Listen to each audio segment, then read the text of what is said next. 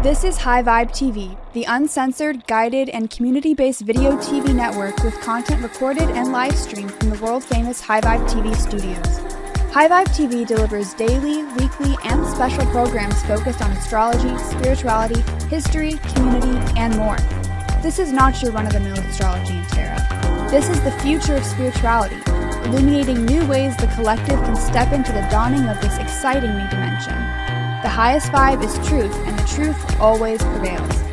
Download our awesome app on the Apple and Android stores so you don't miss our notifications, with special spiritual insights curated to the energy of the universe. Search for us on your TV with our exciting TV apps on Apple TV and Roku. Catch our vibe on your computer, where you can join in on the live chat with our amazing community and blog. Watch spirituality like you've never seen before. Download our apps or go to highvibe.tv. Subscribe now.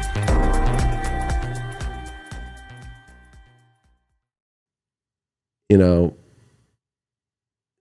every bit of life we have to all be thankful for. And that's really what I think the benefics teach, is the grace and the gratitude for life, and the gratitude that we all need to have for life. It's been kind of an interesting point that I feel is why there's been such a big abortion debate that's beyond people's perspective. Of course, I, again, am still on the side of you make your own choices. But I feel like it's become the flip of where in the 70s, the Chiron Aries, it was about fighting for abortion, and now more people are fighting for life out of nowhere. It's kind of like a subconscious thing going on about what's coming up. You know, because if you were to take the example of the whole half the population were to disappear in the next 2 years, right? Do you think people would be fighting for abortion, or they'd be fighting for we need to like get life back? It's such the nodal axis we're in. Yeah, we're seeing this fight for death in a lot of ways, or however you want to look at it. It's just not having the life come into existence. But then that North Node in Taurus, because Taurus at like this very deep root is survival and like our comforts, but the survival goes so deep in our consciousness to keeping humanity going by reproducing. Right. So it's very interesting that there's such a very deep repression right now on keeping life going. It's like we're having like arguments with people like, why can't we just have kids? Like, why is everybody, it's very that axis, I was saying you're channeling Jeffrey Wolf Green, Pluto, evolutionary astrology right now. I did read that book. But you were just watching him when I came in earlier. He didn't mention that. But yeah, I think he does maybe in that, but I wasn't there yet. Oh, yeah. I haven't watched that video in a few years. I was catching up on some of that guy. Well, that's Jeffrey Wolf Green he's fucking sitting down and listening to him as an astrologer is just like very refreshing and humbling, and yeah, it was nice. But that's what's crazy about Pluto is if Jupiter is the giver of life, and Pluto is that evolutionary journey of understanding how to keep life going. Because people think it's death, but really it's also the opposite side, which is how do you continue the survival of our whole entire species, which is through like the way that just one sperm gets to the egg at a perfect time, and how the journey of all that's so crazy to even happen. It's such a Pluto thing, very right? Plutonian. Or if you get cancer or something, and the fact that you either decide to turn off or you decide to fucking go, I'm going to get through this, I'm going to make it. That's a Pluto thing. There's no other planet that can describe the will to, I'm going to overcome this shit.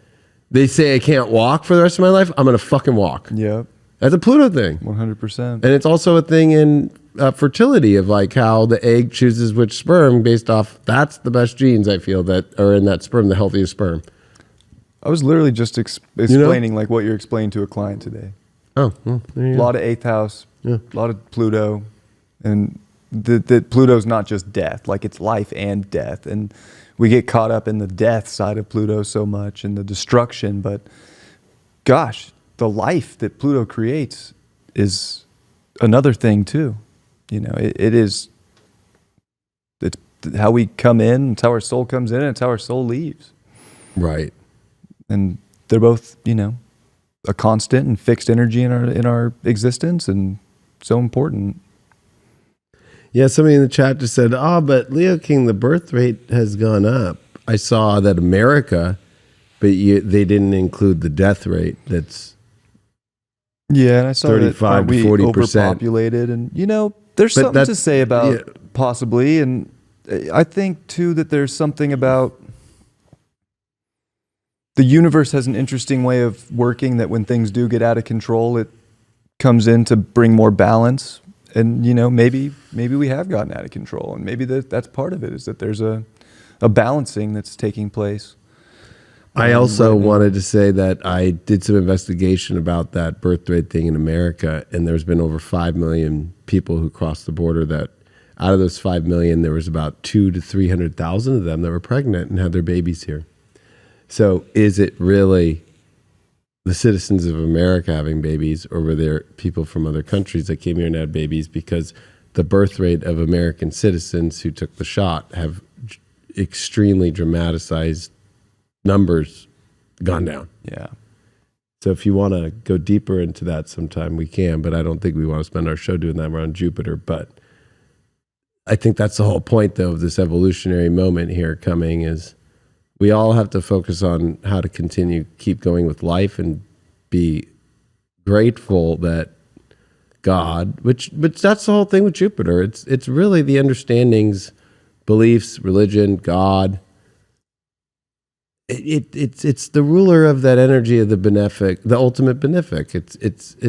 It's really God, and it's all about how we're all going to be appreciative of that, and want to keep God. We want to be on God's good side, to show God we want to keep going. It's kind of a weird fucking thing. It is. And I feel with the transits we've been under, and that's what's even crazier, is if you think 1,000 years after, Matthias Liber, that book. I mean, think about the fact that 1,000 years later, half the population just disappeared. Mm-hmm. Under the same influence that he describes that we've been under. Yeah. And that the transits of the next 2 years are very much playing out, 1347 through 49. It's one of those things where we're going to have those that are in appreciation of the life that's given and are willing to be benefic and open up to that. Because that's been the whole Pluto-Saturn thing that's made Jupiter so hard to feel. It's almost like Jupiter got erased on purpose to test everybody. And I said that a long time ago. I said, this is not going to be about the virus or anything. It's about whether or not you want to be here or not. Mm-hmm. There's a lot of people who don't want to be here. You put them in a really tough situation that's like, you have the choice to die. I mean, in Canada right now, they're giving away you want to die? A guy who's broke, who's homeless, who's losing everything, just chose to go through death because it's allowed in Canada. Because like, I don't want to be homeless. You know what? I just say, fuck it. Just put me out. And they're legally doing that in Canada now. Wow. They're doing commercials on TV. I mean, I don't know if you've seen them, but hey, the Canadian government is doing a commercial on TV of a young girl being like, you know what? If I could choose how I want the end of my life to be, I'm going to do it my way with my friends at the ocean. We're going to have a great day with lights, eating my last dinner with my family. Oh, man. It's fucking scary. Wow. Right? That the Canadian government's pushing that. And that's why, healthcare that's centralized by the government is the most scariest thing in the world. That euthanasia is becoming a popular thing. But to me, if that's happening in the exterior, the interior, because Jupiter's been gone, which is the giver of life, people have been going, you know what? I don't know if I can handle. I hear that all the time. I don't know if I can handle it here anymore. I don't know if I can handle it here anymore. I don't know if I want to keep doing this. That's kind of the malefic's pull, right? Like, yeah, you don't want to do this anymore. We like to decompose things. Mm-hmm. It's like kind of creepy when people start actually like, they don't realize, like, to me, that's like the devil on your one shoulder, right? Being like, you fuck your body and fuck this life. Like, let's just get out of here. Just give up. Just give up. Just peace out. And Jupiter's just like, no, look at all the great life there is. And you have so much to be grateful for. I know. And that's what's going to be crazy is that it's like, people, I think, get another option here to say yes instead of no. Yeah. And I think that we're at a moment where if you've made it this far, you cannot give up now. Yeah. No matter what's going on, you got to stay positive and stay hopeful, because you would leave and you would go back up there and be like, fuck. I had that coming if I would have stayed.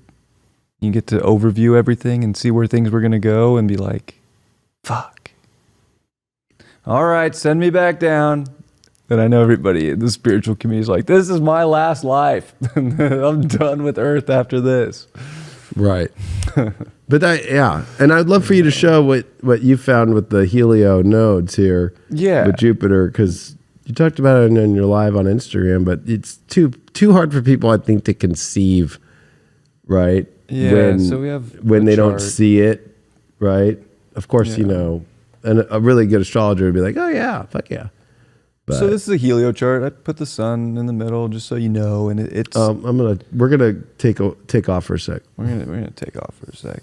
So it's the sun at the middle. The Earth is here at 21 degrees of Gemini. But what's important is this Jupiter, which has been in Aries from a Helio perspective. So Jupiter in Helio is front running Jupiter from Geo, which these things happen, and this is why Geo and Helio, as David is taught and he practices, like there's something about when these things line up that's very powerful. So when Jupiter does get to this 10th degree in Geo and start to pass this Jupiter in Helio, that's very unique too. So we're almost there, even though we want to just be like, oh yeah, Jupiter in Aries, I'm ready, but we're dealing with a Mars retrograde and a Mercury retrograde, and we're right on the cusp, and we're getting there.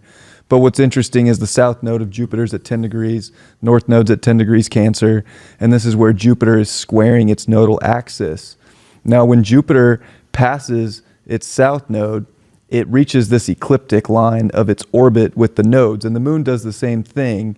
And if you've ever seen like the sine wave of the pictures of the moon and the phases of the moon, how it makes that S shape, it's because of its relationship to the nodes. Yeah. So as Jupiter passes its south node, it's coming down and crossing, this would be the south node, which I tried to draw, but with my mouse and the way this is set up, I just couldn't do it, so I gave up. So it comes down here and it crosses this ecliptic of its node in the south node, which is a big deal because it is that south node. It does amplify this detriment Jupiter energy, and we had Saturn and Pluto and all the things we just talked about, which, gosh, they've been beautiful, but they've also been like, what the fuck? And we haven't felt the benefits at all. So now that Jupiter's squaring the nodes, it has reached the bottom of its elliptical path, which is called the southern turn or the southern bend. So now it's on the up and up for the next 6 years until it reaches in 3 years from now its north node in Cancer. And it crosses back up into that higher space within itself, which is very powerful in itself. But the next 6 years until Jupiter gets to Cancer from a Helio perspective and a Geo perspective, we're literally seeing the upward ascent of Jupiter and our stories and our beliefs and our truth and how we channel and how we intuitively know what we're doing and how we're doing it and how we can find comfort in it, not from old existing structures, but from building structure and a foundation within ourselves and the identity that we're about to amplify. So this is something that I think is very special that we haven't had in a long time, and something I wanted to share with you guys. Yeah, you know what I think is really interesting about all that is when I was looking, oh my hair, look at that. Oh no. My haircut at some like a random normal spot. So when I looked at the March 11th, 2011 chart, when Uranus went 0 Aries, that was Jupiter at 10 Aries. And the nodes were in the same spot. Mm-hmm. Yeah. So it's almost like when Jupiter reaches that spot, it shows us our rock bottom point. It reminds me of the 10 of Swords in tarot. Yeah, it's fucking gnarly. It reminds me of being like, fuck. So we're at this moment where we can feel or see or whatever that we can't possibly go on, or that it's just life sucks. Like I'm miserable.